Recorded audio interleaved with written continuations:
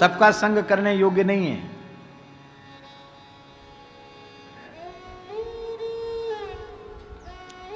अब हम एक और घटना सुनाएंगे जो हमारे खास गुरु भाई की है, तो उसमें लंबा समय चला जाएगा और ये जो पद है उसकी चर्चा नहीं हो पाएगी। ऐसे ही हमारे गुरु भाई थे अंगद दास जी महाराज, वो ऐसे ही एक सिद्ध के द्वारा ठगे गए थे।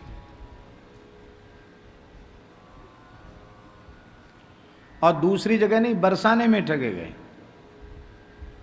आप सोचिए महाराज, यहां भी ऐसे ऐसे लोग रहते हैं। उसने उनको कहा था कि तुमको प्रेम लक्षणा रसरूपा भक्ति की प्राप्ति हम कराएंगे, साक्षात श्री जी का अनुभव कराएंगे। तो वहां गए, गलती केवल ये हो गई महाराज जी से नहीं पूछा। पहलवान थे, हनुमानगढ़ी के नागा थे और अपने समय के अच्छे पहलवान थे। उनके पास पैसा भी था। आज से लगभग 30-35 साल पुरानी बात होगी, 30-32 साल पुरानी बात होगी। उस समय उनके पास 4-5 लाख रुपए थे। तो वो सिद्ध बोला कि ये पैसा तुम्हारे पास जो है यही तुम्हारे कल्याण में बाधक है, और तुमको इसीलिए दर्शन नहीं हो रहा कि तुम्हारे पास पैसा है, ये पैसा सब हमको दे दो। वो ऐसे पक्के थे, श्रद्धावान, उन्होंने सारा पैसा लेकर उसको दे दिया। उसने कहा तिलक लगाना छोड़ दो, छोड़ दिया।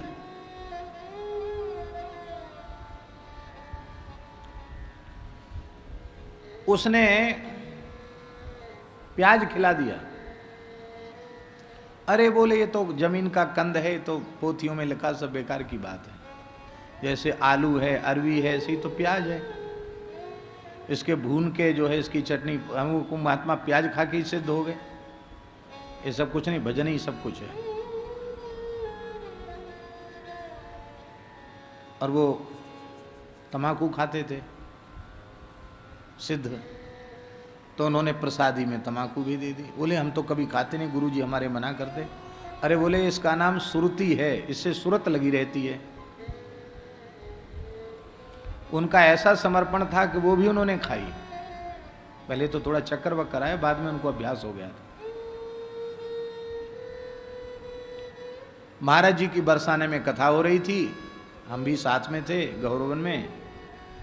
तो महाराज जी कैसे करुणामय थे, हम कह नहीं सकते। कैसी करुणा गुरुजनों में होती है। हम तो कहेंगे भगवान से भी करुणा में गुरुदेव आगे होते हैं।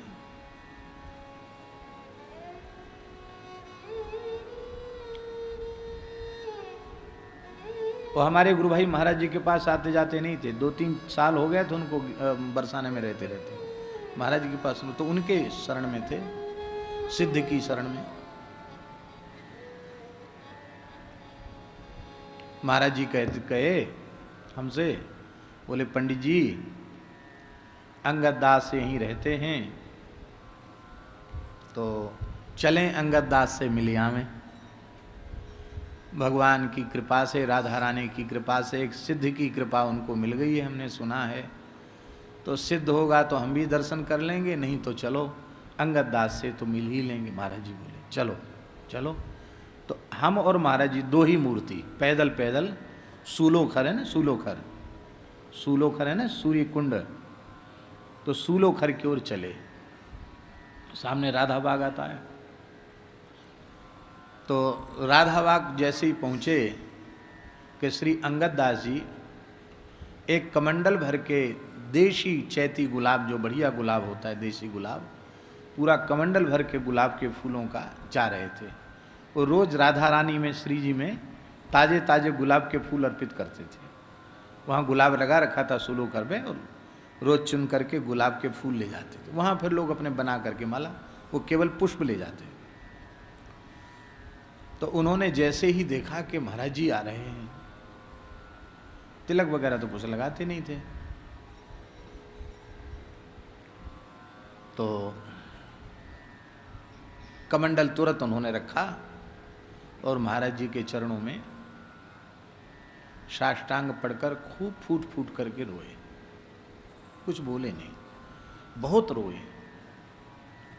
नीचे रज भी गर्म थी, इतना रोए कि उन्हें अपने आंसुओं से महाराज जी के चरण गीले कर दिए। महाराज जी ने हाथ फिराया और बोले खूब भजन करो, खूब भजन करो, खूब भजन करो, और कुछ नहीं बोले। और कहा कि ये फूल कहाँ ले जा रहे हो? बोले श्री जी के ले जाओ, अपनी सेवा में लग जाओ, और तुमसे मिलना था, तुमसे मिलना हो गया, अब हम जा रहे हैं।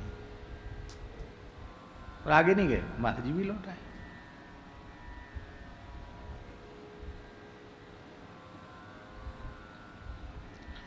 उसने अवधि दे रखी थी कि इतने समय में तुमको साक्षात्कार हो जाएगा। अवधि बीत गई, कुछ नहीं हुआ। चित्त में और अशांति बढ़ गई, पैसा भी सब खत्म हो गया। उनको लगा कि तो अच्छा हुआ, गढ़ी से भी गए, आगे गढ़ी में बढ़ने की संभावना थी वो भी खत्म हो गई, गुरुजी से भी दूर हो गए, और इसने अच्छा ठगा हमको। उनको क्रोध आया तो उन्होंने उसको कहा, भाई तुमने अब तक जो जो कहा था, एक भी बात तुम्हारी सच्ची नहीं निकली, सब झूठी निकली। एक भी बात तुम्हारी सच्ची नहीं निकली। तो हमने तो बचपन से जिन संतों का संग किया है, हम तो यही समझते हैं कि संत मन वाणी क्रिया से सत्य का पालन करते हैं, और तुम्हारी कोई बात सच्ची नहीं, सब झूठी, सब बहकाने वाली।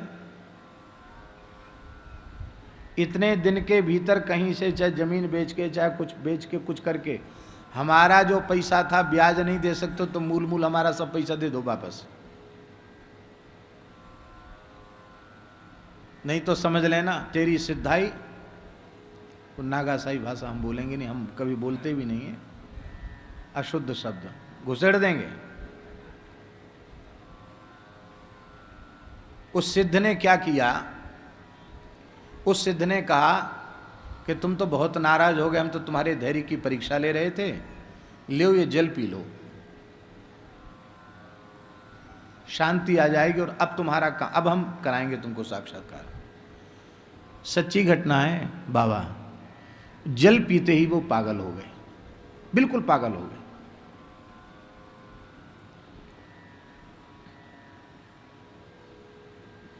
पढ़े लिखे युवा सुंदर साधु, पहलवान साधु, ब्राह्मण कुल का शरीर, पागल हो गए, बिल्कुल पागल। ऐसे पागल कि उनको शरीर की भी मतलब शुद्धि आदि का ध्यान नहीं रहता था, ऐसे पागल हो।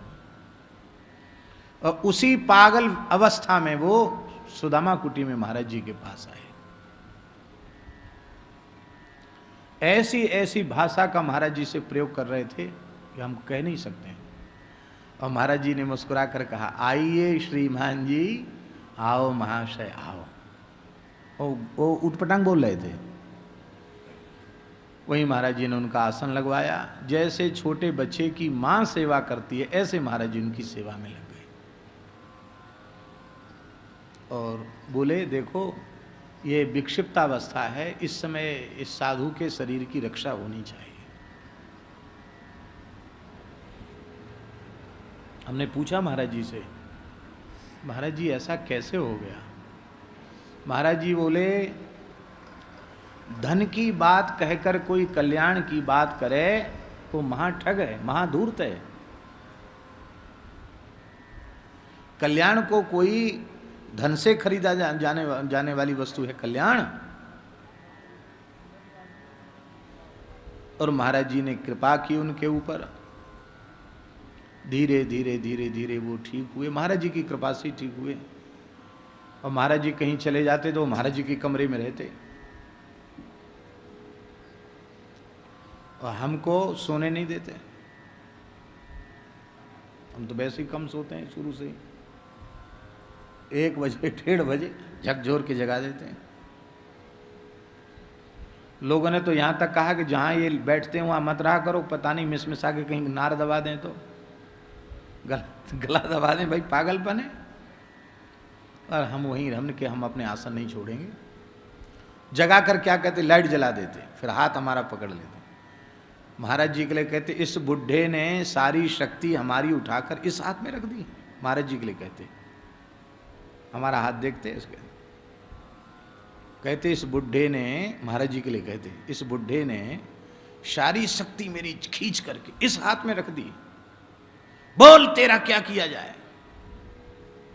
दांत में समसा के बोलते। तो हम उनको कहते कि आपको जैसे प्रसन्नता हुआ वैसा करें, आप हमारे बड़े गुरु भाई हैं। कहे पंडित तेरी बातें सुन के क्रोध चला जाता है, बहुत दया आती है।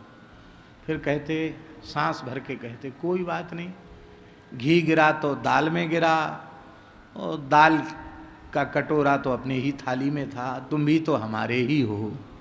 महाराज जी ने कुछ तुम्हें दे दिया तो कोई बात। मैंने ऐसी विकसित अवस्था थी उनकी। फिर जब वो बिल्कुल स्वस्थ हुए तो उनको बहुत पीड़ा हुई, और उन्होंने रोकर महाराज जी से कहा कि हमें होश नहीं कि मैंने आपके साथ क्या क्या व्यवहार किया होगा, लेकिन ऐसा उपकार और कोई कर नहीं सकता। पर मैंने तो आपके चरणों को छोड़कर किसी को जाना नहीं, फिर मेरे साथ इतना बड़ा छल क्यों हुआ।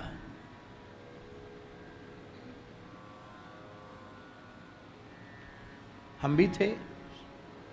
महाराज जी ने एक ही प्रश्न किया उनसे, मैं कभी किसी को किसी संत के पास जाने से मना नहीं करता हूं, लेकिन उनका संग करने के पहले, उनके पास जाने के पहले क्या तुमने हमसे पूछा था?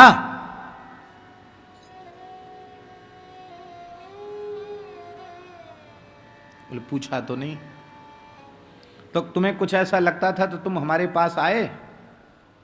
बोले उन्होंने मना कर दिया था कि बस वंचित हो जाओगे, कल्याण से कहीं मत जाना, हम जैसा कहें वैसा ही करो।